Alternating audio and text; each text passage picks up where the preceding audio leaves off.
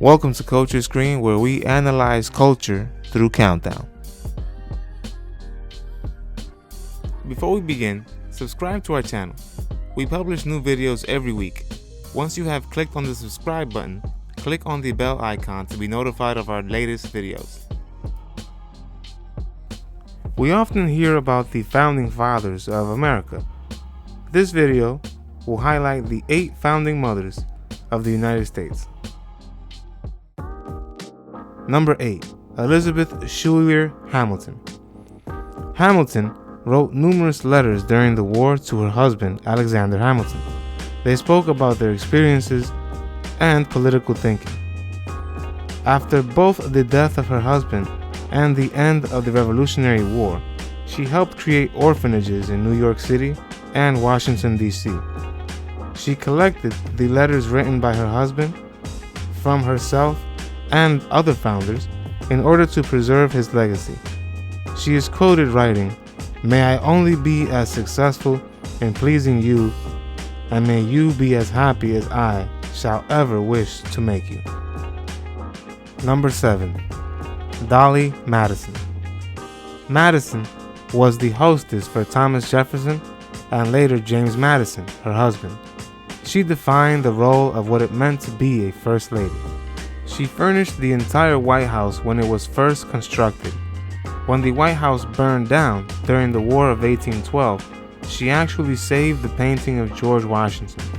She is quoted as saying, "It is done. The precious portrait placed in the hands of the gentleman for safekeeping." Number 6. Esther Reed.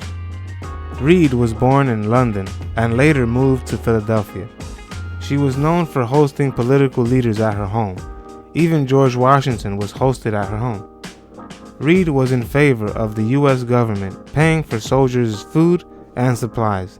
She also organized the Ladies' Association of Philadelphia in order to help during the Revolutionary War.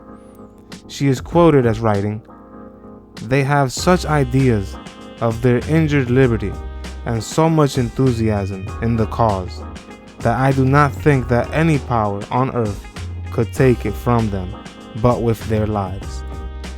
Number 5. Mercy Otis Warren. Warren was an early Revolutionary War author and propagandist. She was one of the first women to write for the general public. She wrote political dramas and poems that made fun of the royal government of Massachusetts. Warren wrote a 3-volume history titled A History of the Rise, Progress, and Termination of the American Revolution. She was quoted as saying, "Democratic principles are the result of equality of condition." Number 4. Martha Washington. Mrs. Washington was born in New Kent County, Virginia, and was the First Lady of the United States. During the American Revolution, Mrs. Washington worked for the troops, especially the starving and frozen soldiers during the infamous winter at Valley Forge. She provided them food, warm socks, and nursed many dying and sick men. Number 3. Deborah Sampson. Under the alias Robert Shirtliff, Sampson fought in the American Revolution. As a child, she was an indentured servant and later on became a school teacher. In 1781, she joined the army at West Point after dressing up as a young man. She went unnoticed for 2 years. After she died at the age of 66 in 1827, her husband Benjamin received spousal pay for his wife's military service. She is quoted as saying, "Why a nation, separated from us by an ocean more than 3,000 miles in extent, should endeavor to enforce on us plans of subjugation." Number 2. Phillis Wheatley.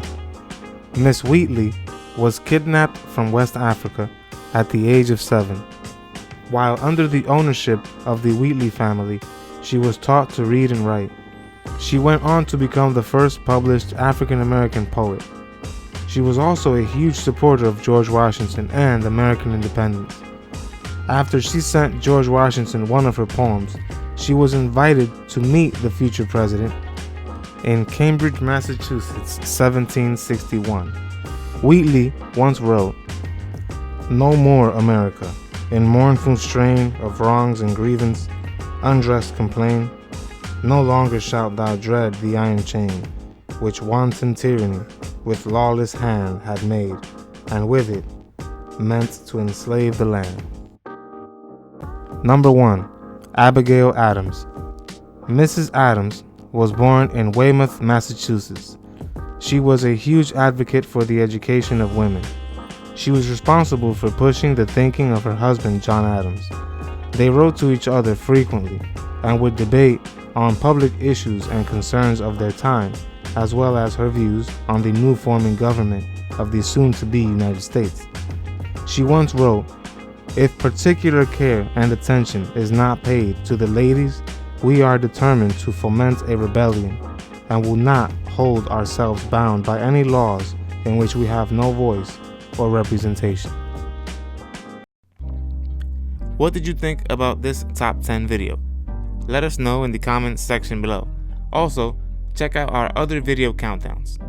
Don't forget to subscribe to our channel. We publish new videos every week. Once you have clicked on the subscribe button, click on the bell icon to be notified of our latest videos.